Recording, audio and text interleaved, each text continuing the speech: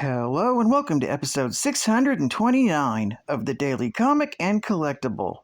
Today, the collectible of the day is the Hasbro Toys Marvel Legends series, Avengers line, Captain Marvel Monica Rambeau action figure.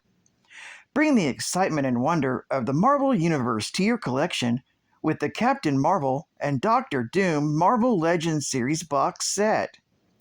Whisked to another planet by the mysterious Beyonder, Captain Marvel, Monica Rambeau, joins forces with fellow heroes in secret wars to stop Doctor Doom from becoming an all-powerful being. This Captain Marvel 6-inch scale action figure is inspired directly from her appearance in Marvel Superheroes Secret Wars comics and makes a great addition to your Marvel Legends collection. This 1/12 scale Captain Marvel comes fully articulated, featuring posable head, arms, and legs, as well as premium deco and hand-painted details. This Captain Marvel comes with an extra pair of interchangeable hands, and is one half of the 2-pack that also features Doctor Doom, that I will cover in another episode. This figure was released in 2023 by Hasbro Toys. Now, the comic of the day is Marvel Fanfare, Volume 1, Issue number 42, with the cover date of February 1989. This issue contains 2 stories, and this time I'm covering Story 2 by Carl Potts, with art by Carl Potts and cover by Terry Shoemaker. This story is titled Once More in the City of Night. The story opens in New Orleans, where Marie Laveau, the Voodoo Queen, awaits the arrival of her guest, Monica Rambeau, also known as Captain Marvel. Marie Laveau has sent for and requested the help of Captain Marvel. But of course, since she's dealing with the magical realm, Monica seeked advice from the Scarlet Witch on what to expect before responding to the Voodoo Queen's call. Wanda warned Monica that Laveau doesn't always play fair, but her word is her honor, and that you can trust. As Captain Marvel sets with Laveau, Laveau tells her that her honor is very important to her and promises to tell no lies. She tells Captain Marvel how she's actually super long-lived, and her longevity comes from a spell that involves vampire blood. And since there are no more vampires thanks to Doctor Strange casting a spell from the Darkhold, destroying them all, Laveau wants Captain Marvel to go back in time, using a magical black mirror that she has, and get some blood from a vampire in that time period. Laveau believes Monica is perfect for this task because she can take the form of sunlight, a perfect defense against vampires. This appeals to Captain Marvel because she'll have a chance to visit any point in the past, and this intrigues her, so she accepts the challenge. Marie Laveau gives Captain Marvel a choice of any time to go to, and gives her an amulet that will direct her to the nearest vampire. Captain Marvel chooses pre-revolutionary France and is sent to the year 1784. When exiting the mirror, she meets Cagliostro, who was the owner of the mirror at that time. After explaining the situation to Cagliostro, he knows exactly what to do. With a wave of his hand, he magically makes her the most beautiful gown for that time period and tells her they are to attend a grand ball.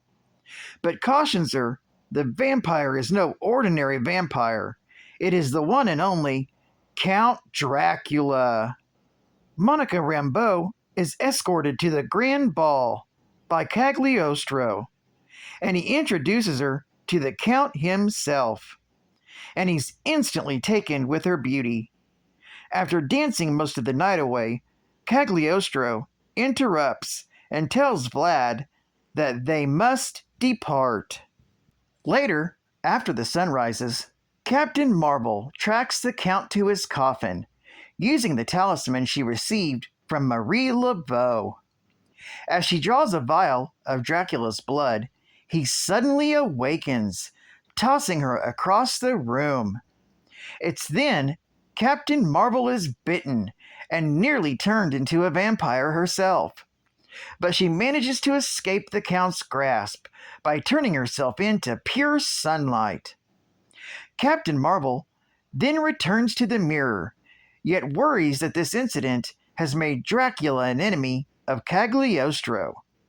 But he says not to worry, for it's his destiny that they are to one day fight, and he knows that he will win, although he's unaware of the cost. When Captain Marvel returns through the mirror to the present, Laveau tells Monica Cagliostro was so taken with her that over the years he wrote 5 sonnets about her. But unfortunately, and more importantly, it turns out that when Dracula's blood is brought into the modern period, it explodes. This is because the nature of the spell wasn't just to remove all vampires, but to prevent them from ever returning. Laveau was just glad she tried this now, rather than 50 years from now, so she still has time to find an adequate substitute. These stories are continued in Marvel Fanfare, issue number 43. Geek Fact. This issue is considered a key issue for the backup story of Monica Rambeau as Captain Marvel. Bonus Geek Fact. This story takes place after the Montesi Formula miniseries, which was a 4-part story arc that followed the Sorcerer Supreme, Doctor Strange, and his allies, including Captain Marvel, using a spell from the Darkhold to put an end to the vampire threat for good. The Montesi Formula arc ran from Doctor Strange, Volume 2, issue number 59, through issue number 62, from March through August of 1983. Another bonus geek fact. Per the most reliable accounts, Marie Laveau was born in the year 1801 to a white planter and a mulatto slave woman in New Orleans. In the 1920s, she was inducted into the rites of the voodoo and began conducting ceremonial snake dances in public, accompanied by the serpent god, Damballa himself.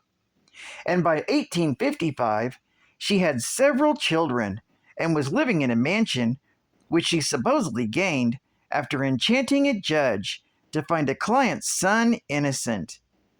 This mansion would later come to be known as a haunted house, and her supposed tomb at St. Louis Cemetery would become a shrine to voodoo practitioners. Nonetheless, Marie Laveau remained alive and young-looking by using vampire blood potions. Marvel Comics Pinups.